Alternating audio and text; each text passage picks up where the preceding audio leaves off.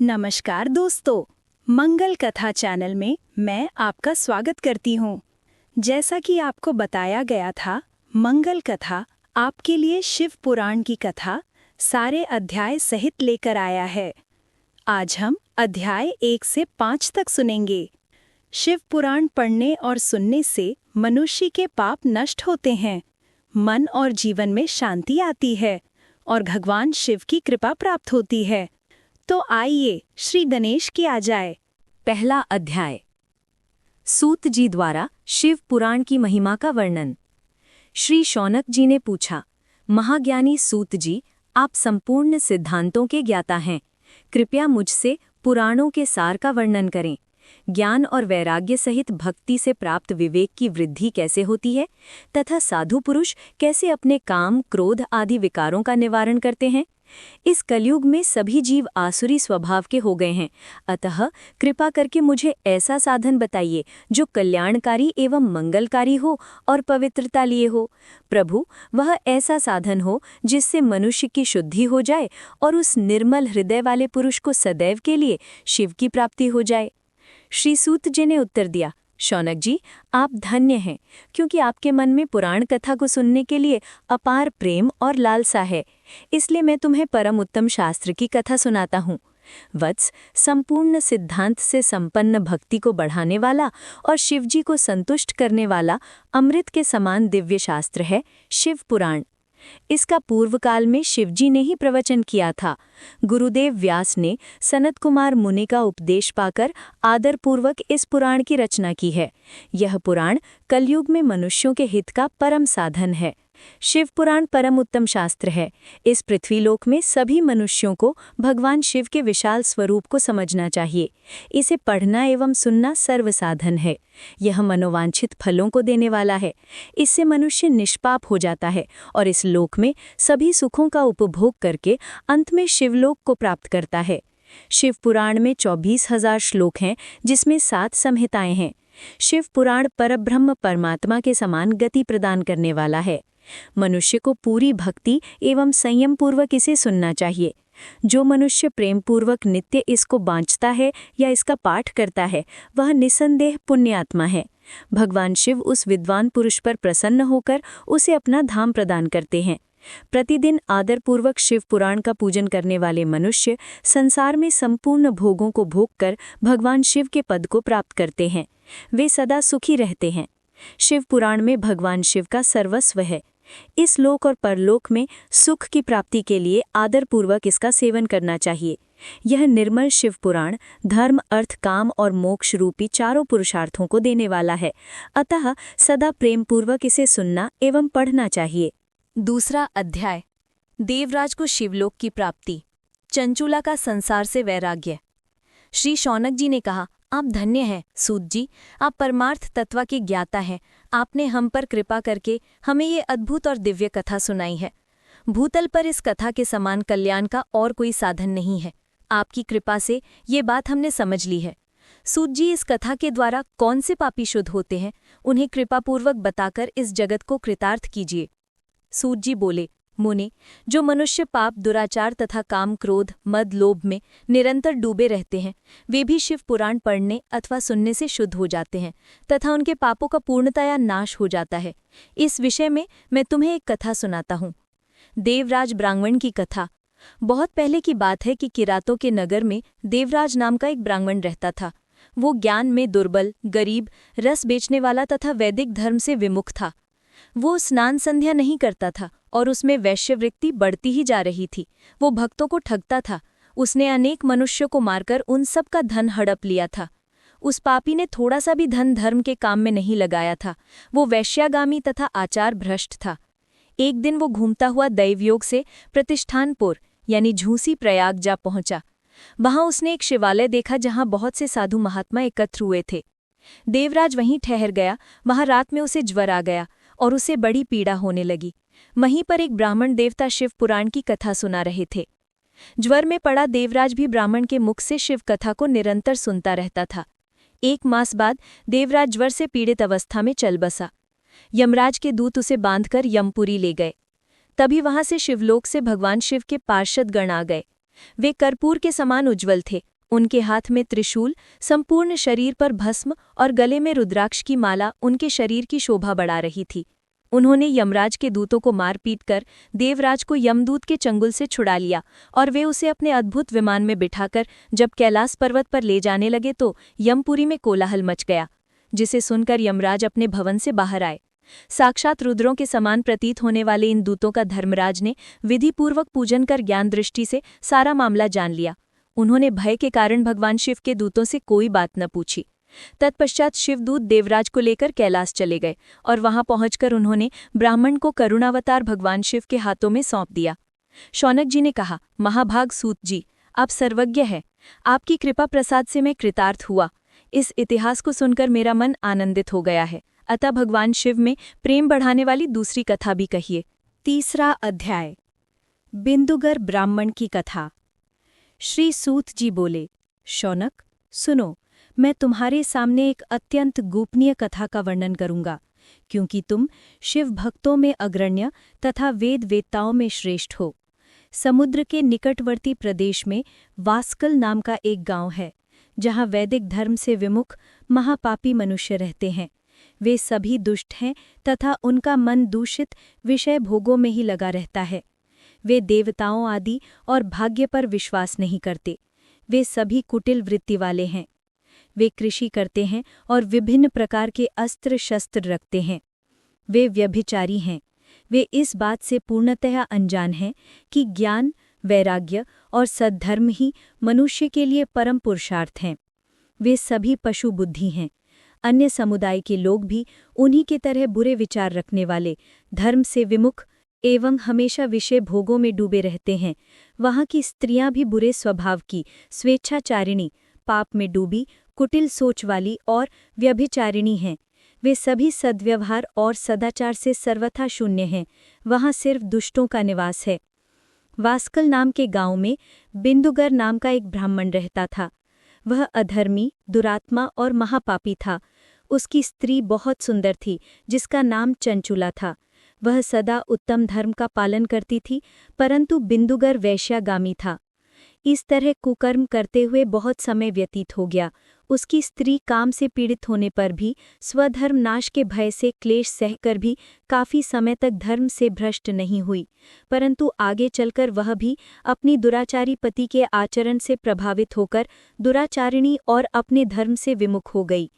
इस तरह दुराचार में डूबे हुए उन पति पत्नी का बहुत सा समय व्यर्थ बीत गया। वैश्यागामी दूषित बुद्धि वाला वह दुष्ट ब्राह्मण बिंदुगर समयानुसार मृत्यु को प्राप्त हो नर्क में चला गया। बहुत दिनों तक नर्क के दुखों को भोगकर वह मूढ़ बुद्धि पापी विंध्याचल पर्वत पर भयंकर पिशाच हुआ। इधर उस दुराचारी बिंदुगर के मर जाने पर वह चंचुला नामक स्त्री बहुत समय तक पुत्रों के साथ अपने घर में रहती रही। पति की मृत्यु के बाद वह भी अपने धर्म से गिरकर परपुरुषों का संग करने लगी थी। सतियां विपत्ति में भी अपने धर्म का पालन करना नहीं छोड़ती।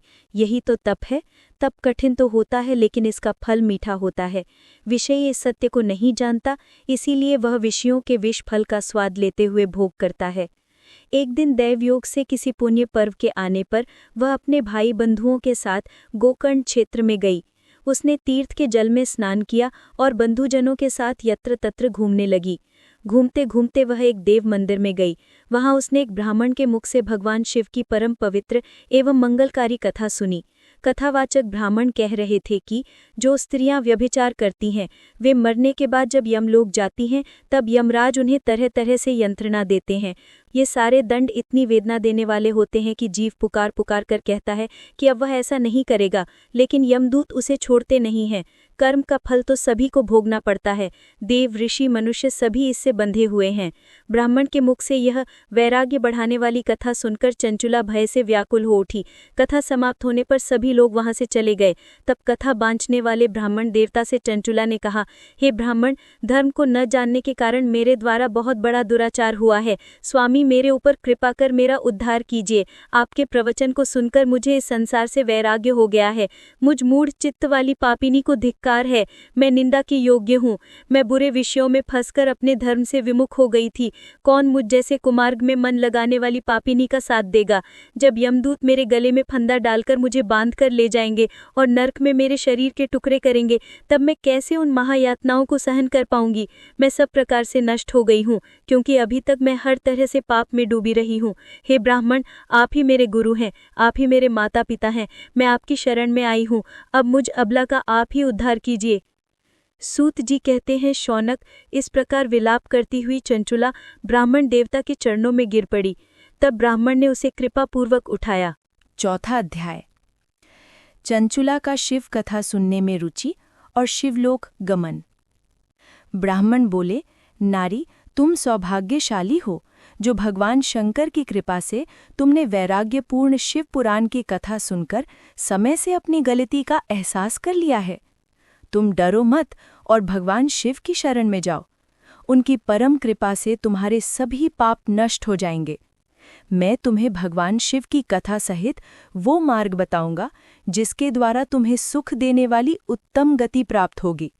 शिव कथा सुनने से तुम्हारी बुद्धि शुद्ध हो गई है और तुम्हें पश्चाताप हुआ है तथा मन में वैराग्य उत्पन्न हुआ है। पश्चाताप ही पाप करने वाले पापियों के लिए सबसे बड़ा प्रायश्चित है। पश्चाताप ही पापों का शोधक है। इससे ही पापों की शुद्धि होती है। सत्पुरुषों के अनुसार पापों की शुद्धि के लिए प्रायश्चित पश्चाताप से ही संपन्न होता है। जो मनुष्य अपने कुकर्मों के लिए पश्चाताप नहीं करता वो उत्तम गति प्राप्त नहीं करता, परंतु जिसे अपने कुकृत्य पर हार्दिक पश्चाताप होता है वो अवश्य उत्तम गति का भागीदार होता है। इसमें कोई शक नहीं है। शिव पुराण की कथा सुनने से चित्त की शुद्धि एवं मन निर्मल हो जाता है। शुद्ध चित्त में ही भगवान शिव और पार्वती का वास होता है। वो शुद्ध आत्मा पुरुष सदा शिव के पद को प्राप्त होता है। इस कथा का श्रवण सभी मनुष्यों के लिए कल्याणकारी है, अतः इसकी आराधना और सेवा करनी चाहिए। ये कथा भव बंधन रूपी रोग का नाश करने वाली है। भगवान शिव की कथा सुनकर हृदय में उसका मनन करना चाहिए। इससे चित्त की शुद्धि होती है। चित्त शुद्धि होने से ज्ञान और वैराग्य के साथ महेंद्र की भक्ति निश्चय ही प्रकट होती है तथा उनके अनुग्रह से दिव्य मुक्ति प्राप्त होती है। जो मनुष्य माया के प्रति आसक्त है वो इस संसार बंधन से मुक्त नहीं हो पाता। हे ब्राह्मण पत्नी, तुम अन्य विषयों से अपने मन को हटाकर भगवान शंकर की इस परम पावन कथा को सुनो। इससे तुम्हारे चित्त की शुद्धि होगी और तुम्हें मोक्ष की प्राप्ति होगी। जो मनुष्य निर्मल हृदय से भगवान शिव के चरणों का चिंतन करता है उसकी एक ही जन्म में मुक्ति हो जाती है। सूत जी कहते हैं, शौनक, ये कहकर वो ब्राह्मण चुप हो गए। उनका हृदय करुणा से भर गया। वो ध्यान में मग्न हो गए। ब्राह्मण का उक्त उपदेश सुनकर चंचुला के नेत्रों में आनंद के आंसू छलक आए। वो हर्ष भरे हृदय से ब्राह्मण देवता के चरणों में गिर गई और हाथ जोड़कर बोली, मैं कृतार्थ हो गई। हे ब्राह्मण, शिव भक्तों में श्रेष्ठ स्वामिन, आप धन्य हैं। आप परमार्थदर्शी हैं और सदा परोपकार में लगे रहते हैं। साधो, मैं नरक के समुद्र में गिर रही हूँ। कृपा कर मेरा उद्धार कीजिए। जिस पौराणिक और अमृत के समान सुंदर शिव पुराण कथा की बात आपने की है, उसे सुनकर ही मेरे मन में वैराग्य उत्पन्न हुआ है। उस अमृतमय शिव पुराण कथा को सुनने के लिए मेरे मन में बड़ी श्रद्धा हो रही है। कृपया आप मुझे उसे सुनाइए। सूत जी कहते हैं, शिव पुराण की कथा सुनने की इच्छा मन में लिए हुए चंचुला उन ब्राह्मण देवता की सेवा में वहीं रहने लगी। उस गोकर्ण नामक महाक्षेत्र में उन ब्राह्मण देवता के मुख से चंचुला शिव पुराण की भक्ति, ज्ञान और वैराग्य बढ़ाने वाली और मुक्ति देने वाली परम उत्तम कथा सुनकर कृतार्थ हुई। उसका चित्त शुद्ध हो गया। वो अपने हृदय में शिव के सगुण रूप का चिंतन करने लगी। वो सदैव शिव के सच्चिदानंदमय स्वरूप का स्मरण करती थी। तत्पश्चात अपना समय पूर्ण होने पर चंचुला ने बिना किसी कष्ट के अपना शरीर त्याग दिया। उसे लेने के लिए एक दिव्य विमान वहां पहुंचा। ये विमान शोभा साधनों से सजा एवं शिवगणों से सुशोभित था। चंचुला विमान से शिवपुरी पहुंची। उसके सारे पाप धुल गए। वो दिव्यांगना हो गई। वो गौरांगी देवी मस्तक पर अर्धचंद्र का मुकुट पहने आदि दिव्य आभूषण पहने शिवपुरी पहुंची। वहां उसने सनातन देवता त्रिनेत्रधारी महादेव शिव को देखा। सभी देवता उनकी सेवा में भक्ति भाव से उपस्थित थे। उनकी अंग कांति करोड़ों सूर्यों के समान प्रकाशित हो रही थी। 5 मुख और हर मुख में 3-3 नेत्र थे। मस्तक पर अर्धचंद्राकार मुकुट शोभायमान हो रहा था। कंठ में नील चिन्ह था। उनके साथ में देवी गौरी विराजमान थी, जो विद्युत पुंज के समान प्रकाशित हो रही थी। महादेव जी की कांति कपूर के समान गौर थी। उनके शरीर पर श्वेत वस्त्र थे तथा शरीर श्वेत भस्म से युक्त था। इस प्रकार भगवान शिव के परम उज्ज्वल रूप के दर्शन कर चंचुला बहुत प्रसन्न हुई। उसने भगवान को बारंबार प्रणाम किया और हाथ जोड़कर प्रेम, आनंद और संतोष से युक्त हो विनीत भाव से खड़ी हो गई। उसके नेत्रों से आनंद अश्रु की धारा बहने लगी। भगवान शंकर और भगवती गौरी उमा ने करुणा के साथ सौम्य दृष्टि से चंचुला को अपने पास बुलाया। गौरी उमा ने उसे प्रेमपूर्वक अपनी सखी बना लिया। चंचुला सुखपूर्वक भगवान शिव के धाम में उमा देवी की सखी के रूप में निवास करने लगी। 5वां अध्याय। बिंदु का पिशाच योनि से उद्धार। सूत जी बोले, शौनक, एक दिन चंचुला आनंदमग्न उमा देवी के पास गई और दोनों हाथ जोड़कर उनकी स्तुति करने लगी। चंचुला बोली, हे गिरिराज नंदिनी, स्कंद माता, उमा, आप सभी मनुष्यों एवं देवताओं द्वारा पूज्य तथा समस्त सुखों को देने वाली हैं। आप शंभु प्रिया हैं। आप ही सगुणा और निर्गुणा हैं। हे सच्चिदानंद स्वरूपिणी, आप ही प्रकृति की पोषक हैं। हे माता, आप ही संसार की सृष्टि, पालन और संहार करने वाली हैं। आप ही ब्रह्मा, विष्णु और महेश को उत्तम प्रतिष्ठा देने वाली परम शक्ति हैं। सूत जी कहते हैं, शौनक, सद्गति प्राप्त चंचुला इस प्रकार देवी की स्तुति कर शांत हो गई। उसकी आंखों में प्रेम के आंसू उमड़ आए।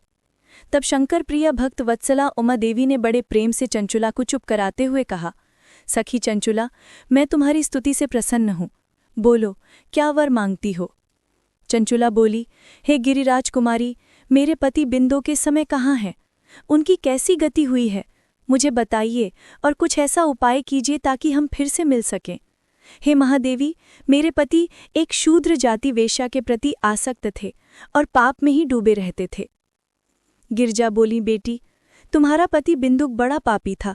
उसका अंत बड़ा भयानक हुआ। वेश्या का उपभोग करने के कारण वो मूर्ख नरक में अनेक वर्षों तक अनेक प्रकार के दुख भोगकर अब शेष पाप को भोगने के लिए विंध्यंज पर्वत पर पिशाच की योनि में रह रहा है। वह दिन वहां वायु पीकर रहता है और सब प्रकार के कष्ट सहता है। सूत जी कहते हैं, शौनक, गौरी देवी की ये बात सुनकर चंचुला अत्यंत दुखी हो गई। फिर मन को किसी तरह स्थिर करती हुई दुखी हृदय से माँ गौरी से उसने एक बार फिर पूछा, हे महादेवी, मुझ पर कृपा कीजिए और मेरे पापी पति का अब उद्धार कर दीजिए। कृपा करके मुझे वो उपाय बताइए जिससे मेरे पति को उत्तम गति प्राप्त हो सके। गौरी देवी ने कहा, यदि तुम्हारा पति बिंदुक शिव पुराण की पुण्यमयी उत्तम कथा सुने तो वह इस दुर्गति को पार करके उत्तम गति का भागी हो सकता है। अमृत के समान मधुर गौरी देवी का ये वचन सुनकर चंचुला ने दोनों हाथ जोड़कर मस्तिष्क झुकाकर उन्हें बारंबार प्रणाम किया तथा प्रार्थना की कि मेरे पति को शिव पुराण सुनाने की व्यवस्था कीजिए। ब्राह्मण पत्नी चंचुला के बार बार प्रार्थना करने पर शिवप्रिया गौरी देवी ने भगवान शिव की महिमा का गान करने वाले गंधर्वराज तुम्बुरो को बुलाकर कहा, तुम्बुरो, तुम्हारी भगवान शिव में प्रीति है तो मेरे मन की सभी बातें जानकर मेरे कार्य को सिद्ध करते हो। तुम मेरी ये सखी के साथ विंध्यन पर्वत पर जाओ। वहां एक महाघूर और भयानक पिशाच रहता है। पूर्व जन्म में वो पिशाच बिंदुक नामक ब्राह्मण मेरी सखी चंचुला का पति था। वो वेश्यागामी हो गया। उसने स्नान, संध्या आदि नित्य कर्म छोड़ दिए। क्रोध के कारण उसकी बुद्धि भ्रष्ट हो गई। दुर्जनों से उसकी मित्रता तथा सज्जनों से द्वेष बढ़ गया। वो अस्त्र शस्त्र से हिंसा करता, लोगों को सताता और उनके घरों में आग लगा देता था। चांडालों से दोस्ती करता और रोज वेश्या के पास जाता था। पत्नी को त्याग कर वो दुर्जनों से दोस्ती कर उन्हीं के संपर्क में रहता था। वो मृत्यु तक दुराचार में फंसा रहा। मृत्यु के बाद उसे पापियों के भोग स्थान यमपुर ले जाया गया। वहां घोर नरकों को सहकर इस समय वो विंध्यन पर्वत पर पिशाच बनकर रह रहा है और पापों का फल भोग रहा है। तुम उसके सामने परम पुण्यमयी पापों का नाश करने वाले शिव पुराण की दिव्य कथा का प्रवचन करो। इस कथा को सुनने से उसका हृदय सभी पापों से मुक्त होकर शुद्ध हो जाएगा और वो पिशाच योनि से मुक्त हो जाएगा। दुर्गति से मुक्त होने पर उस पिशाच बिंदुक नामक पिशाच को विमान पर बिठाकर तुम भगवान शिव के पास ले आना। सूत जी कहते हैं, शौनक, माँ उमा का आदेश पाकर गंधर्वराज तुम्बुरो प्रसन्नतापूर्वक अपने भाग्य की सराहना करते हुए चंचुला को साथ लेकर विमान से पिशाच के निवास स्थान विंध्यन पर्वत पर गया। वहां पहुंचकर उसने उस विकराल आकृति वाले पिशाच को देखा। उसका शरीर विशाल था, उसकी ठोड़ी बड़ी थी, वो कभी हंसता, कभी रोता और कभी उछलता था। महाबली तंबुरो ने बिंदुक नामक पिशाच को पाशों से बांध लिया। उसके पश्चात तुम्बुरो ने शिव पुराण की कथा बांचने के लिए स्थान तलाशकर मंडप की रचना की। शीघ्र ही इस बात का पता लोगों को लग गया कि एक पिशाच के उद्धार हेतु देवी पार्वती की आज्ञा से तुम्बुरो शिव पुराण की अमृत कथा सुनाने विंध्यन पर्वत पर आया है। उस कथा को सुनने के लोभ से बहुत से देवऋषि वहां पहुंच गए। सभी को आदरपूर्वक स्थान दिया गया। पिशाच बिंदुक को पाशु में बांधकर आसन पर बिठाया गया और तब तुम्बुरो ने परम उत्तम शिव पुराण की अमृत कथा का गान शुरू किया। उसने पहली विचित्रेश्वर संहिता से लेकर 7वीं वायु संहिता तक शिव पुराण की कथा का स्पष्ट वर्णन किया। 7 संहिताओं सहित शिवपुराण को सुनकर सभी श्रोता कृतार्थ हो गए। परम पुण्यमयी शिवपुराण को सुनकर पिशाच सभी पापों से मुक्त हो गया और उसने पिशाच शरीर का त्याग कर दिया। शीघ्र ही उसका रूप दिव्य हो गया। उसका शरीर गौर वर्ण का हो गया। शरीर पर श्वेत वस्त्र एवं पुरुषों के आभूषण आ गए। इस प्रकार दिव्य देहधारी होकर बिंडुक अपनी पत्नी चंचुला के साथ स्वयं भी भगवान शिव का गुणगान करने लगा। उसे इस दिव्य रूप में देखकर सभी को बड़ा आश्चर्य हुआ। उसका मन परम आनंद से परिपूर्ण हो गया। सभी भगवान महेंद्र के अद्भुत चरित्र को सुनकर कृतार्थ हो उनका यशोगान करते हुए अपने अपने धाम को चले गए। बिंदुक अपनी पत्नी चंचुला के साथ विमान में बैठकर शिवपुरी की ओर चल दिया। महेंद्र के गुणों का गान करता हुआ बिंदुक अपनी पत्नी चंचुला व तुम्बुरों के साथ शीघ्र ही शिवधाम पहुंच गया। भगवान शिव और देवी पार्वती ने उसे अपना पार्षद बना लिया। दोनों पति पत्नी सुखपूर्वक भगवान महेंद्र एवं देवी गौरी के श्री चरणों में अविचल निवास पाकर धन्य हो गए। 5वां अध्याय समाप्त हुआ। दोस्तों, आज के लिए इतना ही। मंगल कथा चैनल आपके लिए आगे के अध्याय लेकर शीघ्र ही आएगा। तब तक हर हर महादेव।